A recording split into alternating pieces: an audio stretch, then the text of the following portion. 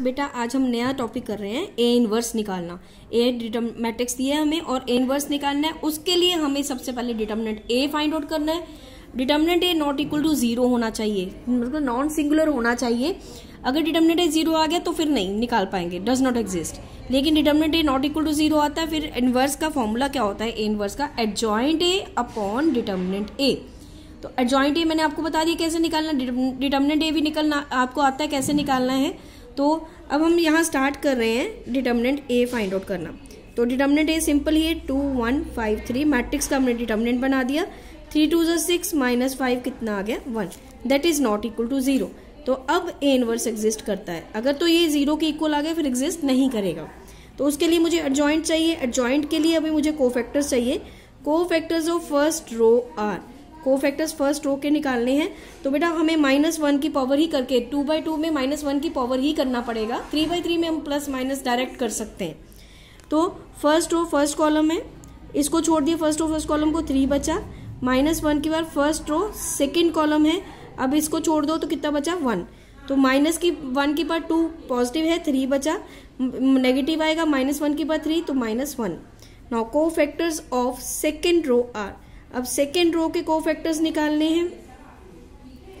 -1 की power 2 + 1, second row first column, तो क्या बचा 5। Now second row second column, इसको और इसको छोड़ा तो 2 बचा। -1 की पावर 3 में नेगेटिव और -1 के 4 में पॉजिटिव। ये हमारे पास कोफैक्टर्स आ गए। अब हमें यहाँ से ही क्या बनाना है, एडजॉइंट ए। तो एडजॉइंट ए बनाने के लिए पहले रो वाइज लिख दो, जो जो कोफैक्टर्स आए हैं वो एज इट इज लिख के उनका क्या करना है, ट्रांसपोज डैश निकालना है। तो ट्रांसपोज का मतलब क्या होता है, जो रो है उसको हम कॉलम बना देंगे। फर्स्ट रो को कॉलम, सेकेंड रो को भी क्या बना दो, कॉलम। ये एडजॉइंट ए आया। और अब हम ए इनवर्स का फॉर्मूला लगाएंगे। वो फॉर्मूला लर्न करना बेटे आपने, वो क्या होता है, एडजॉइंट ए अपॉन डिटर्मिनेंट ए। तो इसको आप ऐसा लिख सकते हो 1 upon determinant A into adjoint A. अब डिटर्मिनेंट ए हमने निकाला था, कितना आया था हमारे पास 1, वो हमारे पास 1 आया था। तो यहाँ पे आप करोगे 1 A inverse is equal to 1 upon 1, और एडजॉइंट ए जो हमने निकाला 3 -1 -5 2, मीन्स ए इनवर्स हमारे पास आया है 3 -1 -5 2, ये ए इनवर्स आया है। और एक बात और बेटे, किसी इनवर्स को मैं एक फॉर्मूला बता देती हूँ आप लोगों को। फॉर्मूला है, किसी चीज को उसके इनवर्स से मल्टीप्लाई करो तो I1 होता है, मतलब वो रेसिप्रोकल हो तो मल्टीप्लाई करते हैं 1 होता है ना। यहाँ भी हम 1 की जगह पे क्या यूज करते हैं, मैट्रिक्स है ना। तो आइडेंटिटी मैट्रिक्स, ए को ए इनवर्स से करोगे, जहाँ ए इनवर्स को ए से करोगे तो किसके इक्वल होगा, ये I के इक्वल। ठीक है। तो या अगर मैंने एक चीज आपको बताई, अगर डिटर्मिनेंट ए 0 आ जाता तो एडजॉइंट, आपको बताया ए इनवर्स का फॉर्मूला क्या होता है, एडजॉइंट ए अपॉन डिटर्मिनेंट ए। तो ये तो 0 हो गया, समथिंग अपॉन 0 इज इन्फिनिटी, मतलब एग्जिस्ट ही नहीं करता। तो फिर इसीलिए हमने स्टार्टिंग में देख लेना, अगर डिटर्मिनेंट ए 0 आ गया तो हम लिख देंगे इनवर्स डज नॉट एग्जिस्ट। ये सबसे इंपॉर्टेंट है इनवर्स का निकालने का क्वेश्चन जो है। हाँ जी बेटे देखिए, नेक्स्ट क्वेश्चन जो है, गिवन ए मैट्रिक्स दिया, write the value of determinant to A inverse.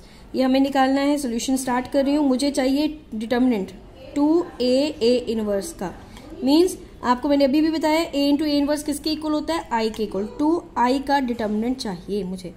तो पहले मुझे 2i निकालना पड़ेगा।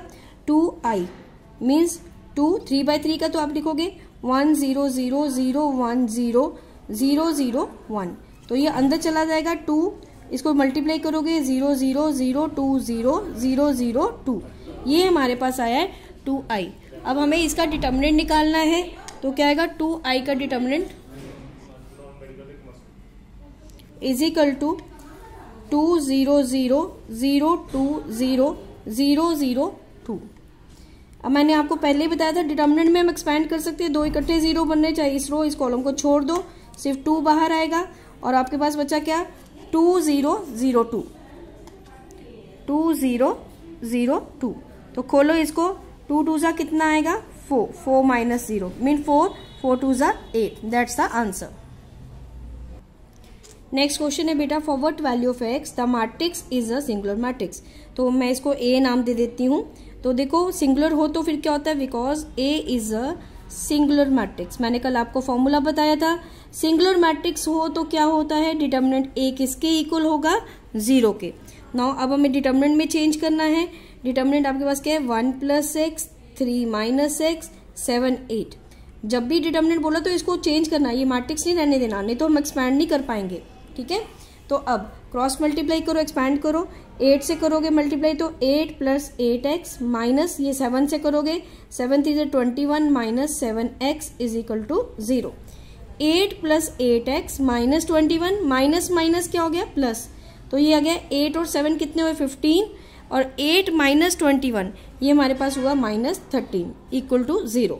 तो 15x = 13, x = 13/15। हमें x की वैल्यू फाइंड आउट करनी थी जो हमने निकाल ली है।